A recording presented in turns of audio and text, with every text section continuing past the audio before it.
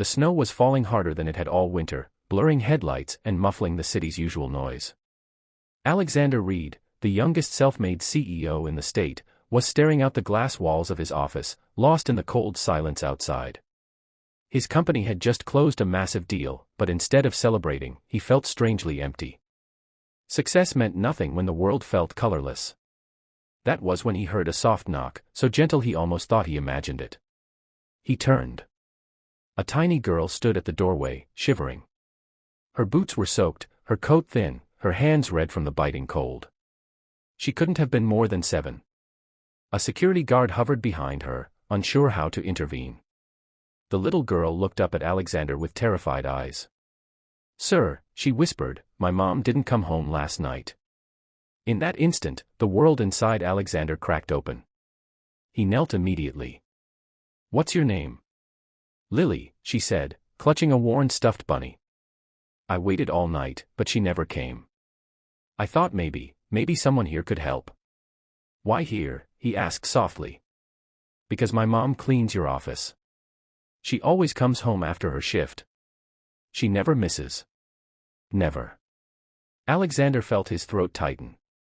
He had passed cleaners 1,000 times without noticing their faces. But now, one of them was missing, and her child was begging him for help. Before his mind could catch up with his heart, he stood and grabbed his coat. "Lily," he said, "I'm going with you." The staff stared as the CEO carried the little girl through the lobby and out into the storm. "The search begins." The wind whipped against them as Alexander followed Lily through the snowy streets.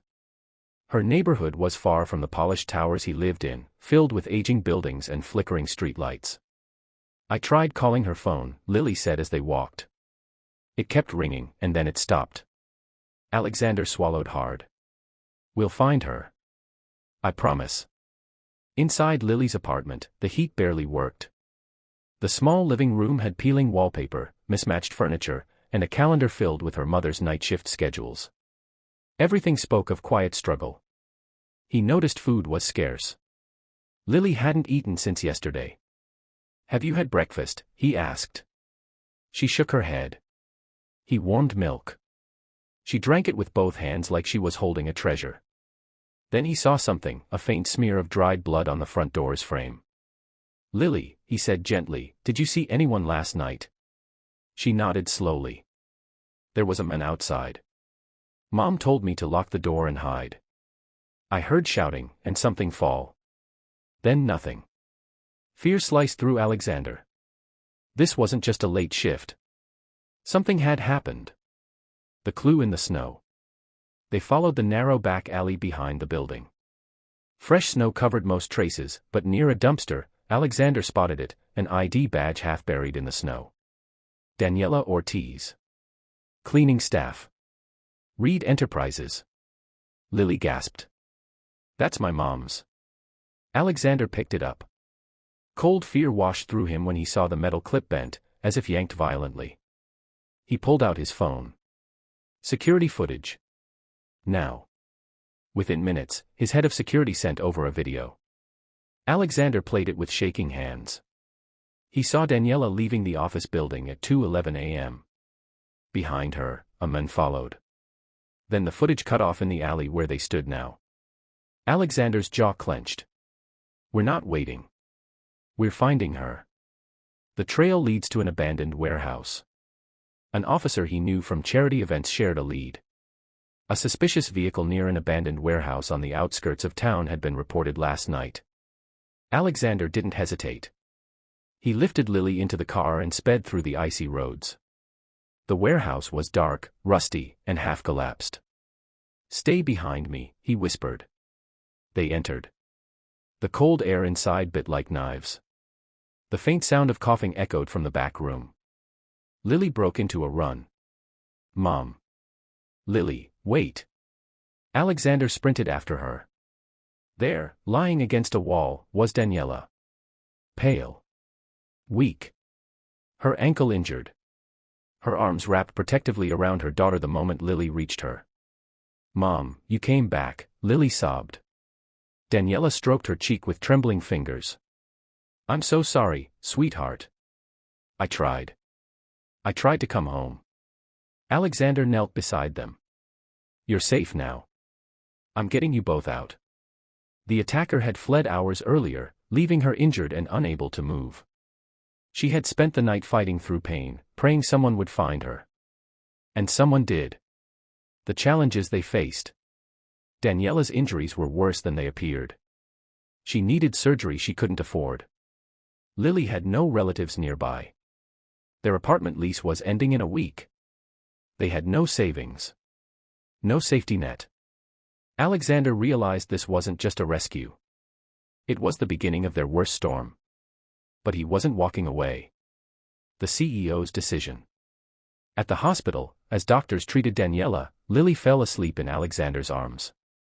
He watched her tiny hand clutch his sleeve even in her dreams. A man with so much wealth, so much power, yet for the first time in years, he felt helpless. Until he made a decision. A life-changing one. When Daniela woke, exhausted and teary-eyed, Alexander sat beside her. "You're not going back to that apartment," he said. "You're not going back to struggling alone. You're coming under my protection." She blinked. "Sir, I can't. I'm just a cleaner.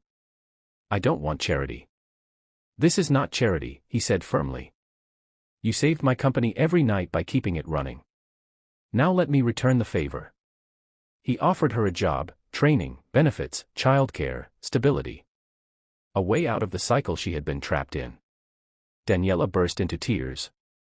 The strong, inspiring message. As weeks passed, Daniela healed. Lily returned to school, happier than she'd ever been. Alexander visited often, not as a CEO, but as family. The man who once felt empty found meaning in caring for a child who trusted him with her whole heart. One snowy evening, Lily tugged his hand. "Sir, thank you for coming with me that day." Alexander smiled. "No, Lily. Thank you for coming into my life. Sometimes, the people who change us forever arrive quietly, holding a stuffed bunny and asking for help. And sometimes, the coldest snow still blanketed the city weeks after the night everything changed. But inside the warm apartment Alexander had rented for Daniela and Lily, life was slowly beginning to thaw. Daniela sat by the window, her leg propped up on a pillow. Her surgery had gone well, but healing was slow. She watched as Lily eagerly packed her small backpack for school, humming a soft tune. It was the first time in months the child had hummed. Alexander watched from the doorway, hands in his pockets, fighting back an emotion he hadn't felt in a long time, belonging. He had visited every single day since that night. At first, he told himself it was responsibility. Then concern. Then habit. Now he knew the truth. He simply wanted to be there. A quiet fear. But something had changed in the last few days. Daniela sensed it first. Alexander had become unusually distant. Distracted. His visits were shorter. His phone calls, rare. He looked exhausted, pressured, pulled in 1,000 directions. She noticed the dark circles under his eyes, the tension tightening his jaw. She knew that look. He was drowning under something he wasn't saying. That morning, as he bent down to help Lily with her scarf, Daniela saw the little girl freeze. "Sir," Lily whispered, "you're not going to leave us now, right?" Alexander's hand stopped midair. Daniela's heart dropped.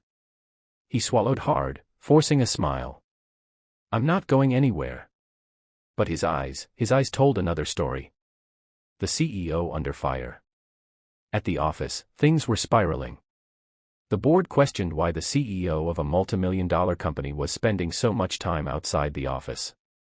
Rumors spread, about him, about Daniela, about irresponsible decisions. Investors wanted answers. Competitors saw weakness. And then came the lawsuit. The men who attacked Daniela had been connected to an illegal labor ring. The criminal group, threatened by potential exposure, sued Alexander's company for wrongful accusations, twisting the narrative, manipulating the media. His legal team warned him. "This can ruin everything. Your reputation. Your empire. Everything you've built." Alexander stared at the documents, feeling the walls closing in. In choosing to save Daniela and Lily, he had walked straight into the fire. And now he was burning. Lily's tears. That evening, when he didn't show up for dinner for the first time since the rescue, Lily sat at the table, staring at the empty chair beside her. She didn't touch her food. When Daniela tucked her into bed, she found her daughter crying silently under the blanket. "Sweetheart," Daniela whispered, brushing her hair back, "what's wrong?" "Mom," Lily sobbed, "what if he leaves like everyone else? What if he gets tired of us? What if we're too much trouble?" Daniela held her daughter close, but she couldn't speak. Because deep inside, she was terrified too. She had seen that heaviness in Alexander's eyes. The world was pulling him away from them. And she had no right to ask him to stay. The collapse. 3 days passed without a visit. On the 4th day, Alexander finally appeared. But he didn't knock gently like always. He leaned heavily against the doorframe, drenched from melting snow, looking like a man who had run, not walked, across the city. Daniela rushed to him. "Alexander, what happened?" He didn't answer. Instead, he looked at Lily, who had peeked from behind the couch. Her eyes widened. "Sir." He knelt in front of her, his voice breaking. "Lily. I'm sorry I didn't come. I had to fix something. I had to protect you. Both of you." The little girl walked toward him slowly, like she was afraid he would disappear. Are you still ours?" Alexander's face crumpled. He pulled her into a trembling embrace. "I will never leave you. I don't care what it costs." Daniela pressed a hand over her mouth, tears spilling down her cheeks. A confession in the quiet. After Lily fell asleep, Alexander stayed back in the living room. The lamp cast a warm glow over the small space. Daniela sat across from him. Her eyes were soft but troubled. "You're hurting," she said quietly. "I'll be fine," he whispered. "Alexander, you don't have to carry everything alone." He stared at the floor. "I'm fighting battles you don't even know about. People want to tear me down for helping you. They think you're a burden." A sharp pain flickered across Daniela's face. "Then maybe I should stay away. Maybe Lily and I." "No," he said, standing abruptly. "Don't ever say that." He moved closer, voice low, raw. "You're the first people who've made me feel human in years. You're not a burden. You're the reason I'm still standing." Daniela's breath caught. They stood inches apart, the unspoken growing heavier in the air. "I'm not afraid of losing my company," he said softly. "I'm afraid of losing this. Losing you." Her heart pounded. "Alexander, what are you saying?" Before he could answer, a loud knock shook the door. Both turned. And on the other side of the door, stood someone who could destroy everything. Someone Alexander had been hiding from them. Someone who knew the truth behind the lawsuit. Someone dangerous.